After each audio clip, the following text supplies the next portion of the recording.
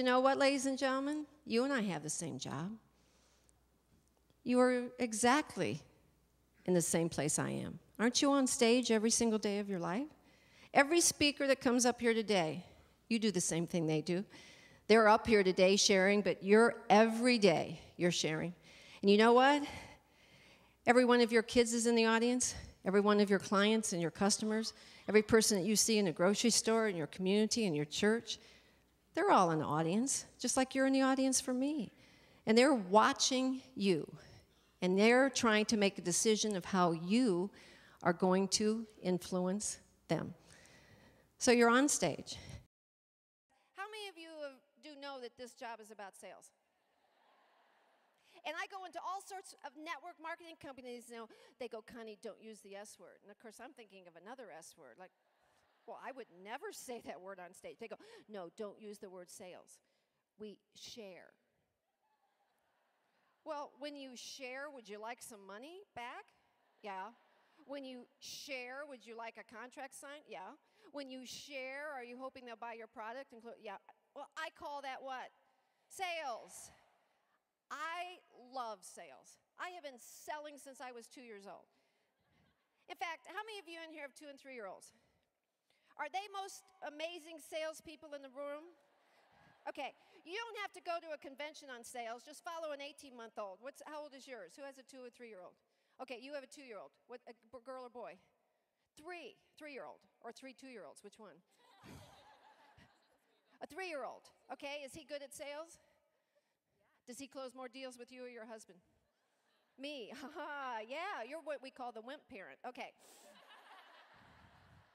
Let me ask you something about your 3-year-old. Does he go after anything he wants? Yeah. Does he worry about rejection and they may not like me? No, he could care less if you like him or not, right? If he tries one tactic and it doesn't work, does he worry about maybe he's badgering you and you won't like him, so he doesn't want to talk to you again? Does he worry about that? No. I keep going into network marketing and I say to men and women alike, what's going on here? Because do you know the #1 problem in your industry? Do you know what the #1 problem is? Starts with an F. No?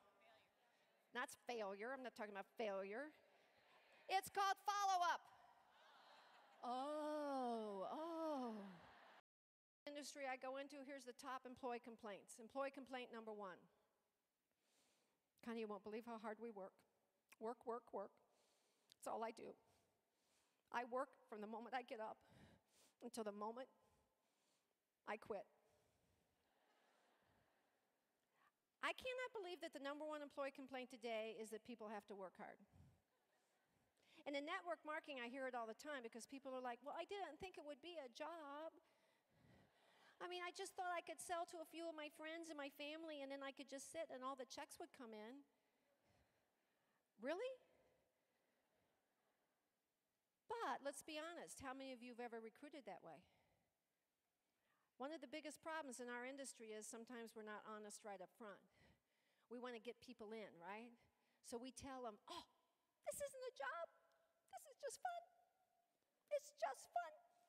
I mean, you're just going to have this great product, and your friends and family are going to buy it, and then they're going to sell it to other people, and then you're just going to sit back and go on all of these incentive trips and have all of this fun and get discounts off the product, and checks are just going to come in. Oh, come on. How many of you know at least one person in this room that's probably sold just like that, right? Knock it off. Let's be honest. If you came to work for me tomorrow, if you wanted to work for me, we're looking for someone in my office right now. If you wanted to work for me, let's say, let me tell you what I would say to you. I'd be truthful with you right up front because I don't have the time to babysit you down the road. I don't have the time for high maintenance people. What I want is you to know what the job is so you can make a good, healthy, informed decision. So if you decide to come into the business with me, I have a partner rather than someone I have to babysit. So here's what you would hear me say. Here's what I would say to you. We have a great office, and we have a great product. I'm the product. I think I do a good job. I think I care about my customers. I think I do my homework. I think I try to be entertaining and interactive and give them things to take home. So you're going to have fun here once in a while. But I'm going to tell you something about this office. There are wonderful things that are going to happen. We are excited, we're forward-looking, we pay well, there's a good commission structure. However, this is a job.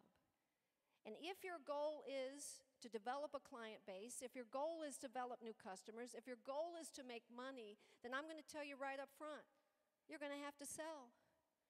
Do you know what the #1 complaint in network marketing is? I don't like calling new people. Really? No one ever told you that might come into play if you took this job? Here's the second one. Oh, it's just hard because sometimes people act like I'm badgering them.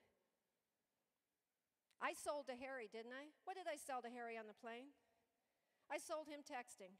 I may not have made any money for it, but you know what? When you're selling something you believe in, when you're selling something that's going to help somebody out, when you're selling something that is such a part of you that you can hardly breathe without it, you're never once afraid of badgering somebody. When this woman was on the plane selling Arbonne to me, she wasn't selling me the product.